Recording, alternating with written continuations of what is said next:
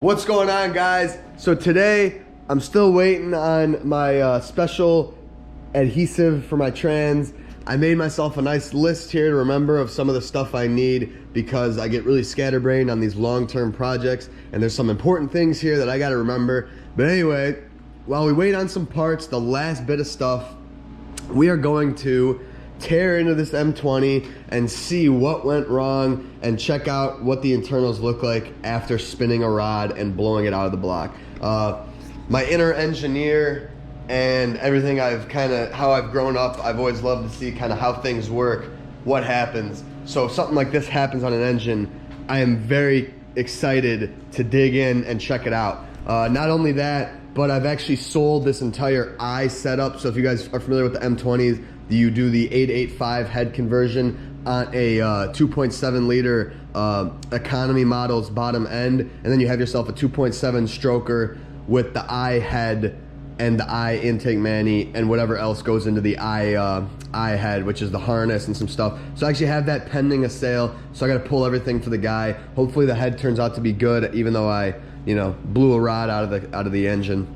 So we're gonna tear into this thing, look at everything, check it all out, show you guys what exactly went wrong the day that we blew that rod out in this poor E30. So if you guys aren't familiar with my previous videos, you can see, hopefully, I have it on, you can see the nice hole in the block right there. So we're gonna pull the harness off, pull these accessories off so we can get a better look, and then we're gonna dig into the internals.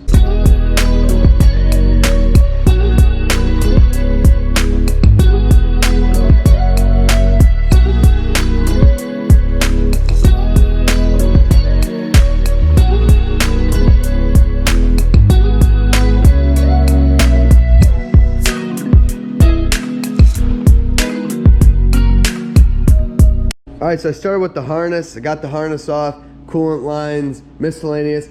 I don't have a clutch fan tool that actually fits on this, unfortunately. Usually I can get away with this on the M50's, but there's less clearance here. So I'm gonna have to leave the clutch on there, which is alright.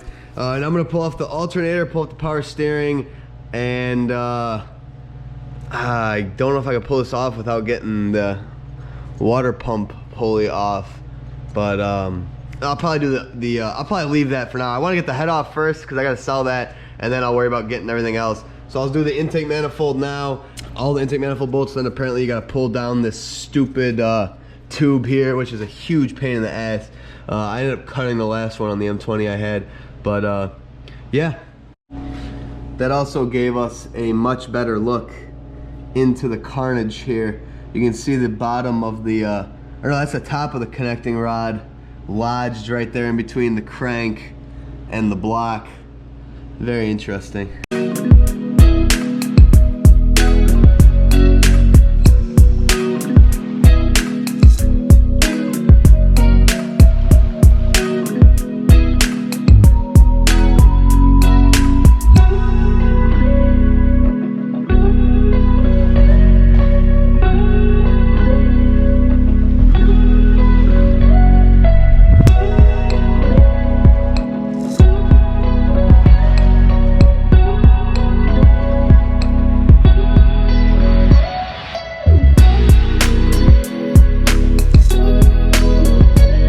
Alright, we got that big old manifold out of the way, and now we got access to the whole side of the motor. All the valves look good. The intake valves, they look clean, they don't look bent. That's a good sign.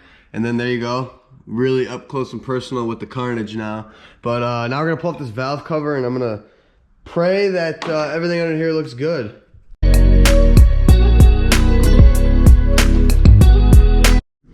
It actually looks really good in here. Besides the fact that it's, clearly been sitting, and it's a little brown. I don't know what the word for that is, when like the inside of a motor is just like lacked oil changes, so it has the kind of this coating, but there's no scoring. Actually, this head is missing a piece of, oh my god, this head's missing a it's missing a rocker arm. If you look right there, you can see where it broke. It also broke off one of the journals right there. Here, I could pick it up with my hand. So this thing had more damage than once thought. That is cool. Now I'm really excited to keep digging because this is where it gets interesting.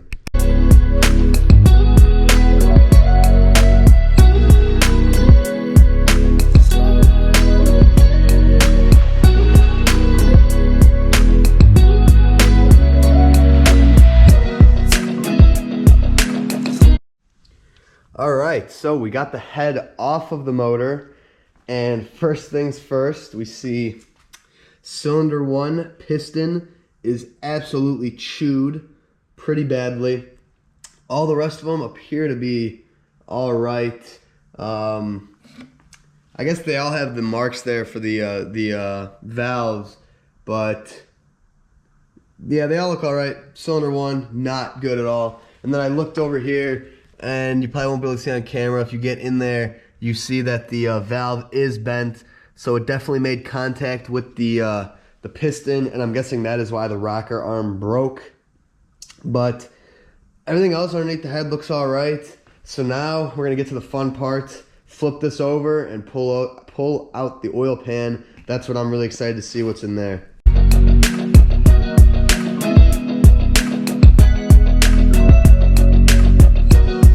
All right, so I got all the bolts loose. Are you guys ready to see what carnage awaits us? Let's get this pan off. And oh my God. Oh my God. All right, check this out. So you can see here, we got a cap, nice. And we have the bottom of the rod. So this thing is beaten up. You could tell that I ran this with this stuff loose in there because it is just chopped up. And then that is what you guys saw from outside the block. Let me get my light real quick. So yeah, that's what you guys saw launched out. But if you look in here, actually I cracked the crankshaft in half, because that's the one side, that is the other side. Here's some metal laying around. Wow, yeah, so this thing got screwed. I see the piston in there, looks really beat up. The whatever you put the dowel through, those are broken. But yeah, wow, I can't believe I shattered the crankshaft in half. I'm guessing that is what happened once it seized. So my guess is that when this counterweight hit this piston and shot it and jammed it in the block, that's when this broke. That would probably make sense, and that is when the engine seized. But man, this whole bottom end looks like it's been underwater. I forgot to show you guys, but I drained everything before I went ahead and flipped it with the pan, and it was all coolant. Like I kid you not, the amount of coolant that came out of this engine down here was insane. So I don't know what broke or what happened that led it to be that let all the coolant in, because the head gasket appeared fine. So I don't know, it must have been when the block grenaded, it must have hit a water passage. I don't know how the water runs through these, but that's my guess, because all the coolant was in the block. So, or it was all in the oil pan. But the pickup tube doesn't even seem to have much metal in it. But man, this is just carnage. Cracked in half. I'm tempted to almost pull this crankshaft out and keep it for myself. I feel like that's a cool piece to have, but I also don't think I want to leave a crank sitting around. But yeah, guys, that is it. So we got a cracked crankshaft, a broken rocker arm, an absolutely mangled rod, a mangled piston, and bent valves. That is quite the way to go out. This thing lived a happy life for about 190K or 170K, I can't remember, and then it came to a brutal halt. Poor M20. These things are tanks though, because I can't think of another motor that would have ran in the conditions this thing ran. Look, you can see right here the two massive dents in the crankshaft. This thing was taking a beating, because I mean, you gotta think, I literally shot the rod, right, and it was just kind of banging around in there as it still ran. Because I'll put the video in. I already showed you guys, this thing ran with the hole in the block. Oh my God, oh my God. Look at the crankshaft, oh, it's going so fast, oh my God. Oh, we blew it big time. And that's how durable they are. It is absolutely crazy how long this thing lasted. But yeah, I really wanted to show you guys what happened to this motor. Let you guys see the brutalness that happened. So that is why we're doing the M50 swap. If you're watching this video randomly, if you're not coming up my channel and you're new here, it just came for this video. I'm doing an M50 swap on the E30. I'm doing all step by step. You guys have probably seen, I got a lot of videos on it. So next video, we're getting closer and closer to getting this thing in. I don't know where I'll throw this in. I don't know if I'll throw it in between working on this or after. I don't know, we'll see. But thank you guys for watching. I hope you enjoyed this teardown of this poor M20. Thank you guys for watching. I'll see you in the next one. I just want to come in at the end of this video, guys, and let you guys know, if you haven't noticed already, I've been uploading twice a week rather than my usual 3 times a week. And that is simply because with the swap going on and the holidays going on and everything, you know, doing 9-hour days in the garage and then having to upload 3 times a week on YouTube was getting very hard to fit it in. I was falling behind just because I was simply just working too hard on the E30, working on making the content for you guys, which I feel like is more important. So I wanted to decide I'm going to do 2 a week for now, at least, especially because most of the cars are put away for the winter, so I'm a lot lower on content right now, and I'd rather upload twice a week with consistent content rather than upload 3 times a week and then run out of stuff to film. I don't think I'll run out of stuff to film. I still have a lot of things that I do have to do and projects that will be going on, but just for the sake of things, and also following the series, it gives you guys more time in between the videos to watch. So if you fall behind and you're not on the internet one week, you know, you're not catching up on 12 you know, M50 swap videos, especially if you're doing it as a DIY guide. No one wants to kind of be stressed to watch, so I feel like that's better for all of us. Hopefully that's all right with you guys. On top of that, if you aren't familiar, I messed it up and forgot to link it in the last video, but I did do my first ever merch drop, my E36 design. So it's my M3 in front of the alpine or the evergreen trees that are on the that line the driveway. So that's the back of the t-shirt. This is the front design. They come in black and white, and then I also have a hoodie design and some stickers.